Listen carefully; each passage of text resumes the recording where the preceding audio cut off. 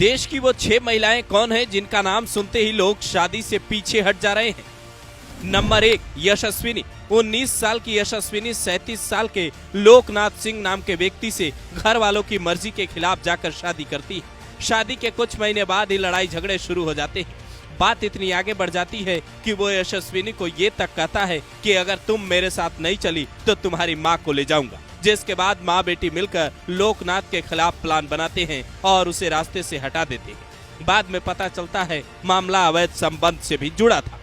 Number 2, प्रगति। 5 मार्च 2025 को औरैया के प्रगति की शादी दिलीप यादव से होती है। 19 मार्च को घायल अवस्था में दिलीप मिलता है। 22 मार्च को उसकी मौत हो जाती है। घर वालों के सामने प्रगति मातम का ड्रामा रच रही थी, लेकिन जांच हुआ तो पता चला इसने अपने प्रेमी अनुराग यादव के साथ मिलकर इस खेल को अंजाम दिया है। शादी में मिले गहने के पैसे से इसने सुपारी दे डाली। नंबर 3, मुस्कान। मेरठ में रहने वाली मुस्कान, जिसने लव मैरिज की थी, लंदन में रहने वाला जिसका पति उसे बेहद प्यार करता था, अपने प्रेमी साहिल के चक्कर में कातिल बन जाती है। पहले पति के सीने पर वार करती है, फिर उसे ड्रम में भरकर प्रेमी के साथ हनीमून मनाने चली जाती है। सोशल मीडिया पर नीले ड्रम का तस्वीर तेजी से वायरल होता है। नंबर 4, निकिता सिंघानिया। 9 दिसंबर 2024 को जौनपुर के रहने वाले एआई इंजीनियर अतुल सुभाष की बॉडी फ्लैट से बरामद होती है। साथ में एक सुसाइड नोट और कई वीडियोज भी मिलते हैं, जिसमें पत्नी निकिता सिंघानिया को उन्होंने अपनी मौत का जिम्मेदार बताया था।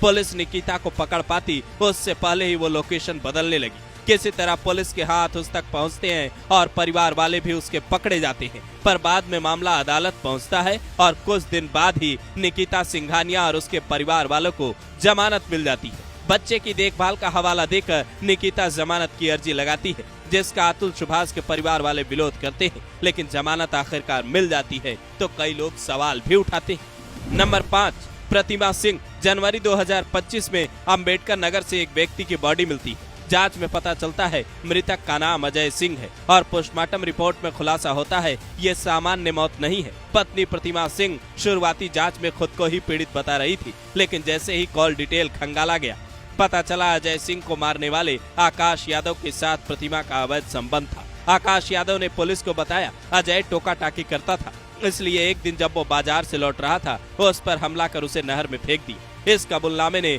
पति पत्नी के रिश्ते पर सवालिया निशान खड़े कर दिए। सोशल मीडिया पर बेटा बचाओ ट्रेंड करने लगा। नंबर 6, सोनम रघुवंशी। शादी के 9 दिन बाद ही सोनम रघुवंशी अपने पति राजा रघुवंशी के साथ हनीमून मनाने मेघालय जाती है। ट्रैकिंग के दौरान ही राजा पर हमला होता है और उसकी बॉडी बरामद होती है। सोनम भी शुरुआती 16 दिनों तक लापता रही। अचानक से यूपी के गाजीपुर के ढाबे से वो पकड़ी जाती है। मेघालय पुलिस अब उसे ट्रांजिट रिमांड पर मेघालय लेकर गई है, जहां उसे पूछताछ के बाद बड़े खुलासे की उम्मीद है। राजा के घर वाले अब इंसाफ मांग रहे हैं, तो वहीं सोनम के घर वाले अपनी बेटी को निर्दोष बता रहे हैं। अब तक की जानकारी ये कहती है सोनम, जिसके पिता की प्लाईवुड की फैक्ट्री है जिसमें वो एचआर का काम करती थी, वहीं के मैनेजर राज कुशवाहा से उसका प्रेम प्रसंग चल रहा था और इसी चक्कर में उसने 3 लोगों को अपने पति की सुपारी दे दी, जिसके बाद से पूरा सोशल मीडिया एक सुर में कह रहा है आखिर इस जमाने को हो क्या गया है। 7 फेरे के बाद जिन पत्नियों को साथ निभाना चाहिए वही पतियों की जान की दुश्मन बनी है।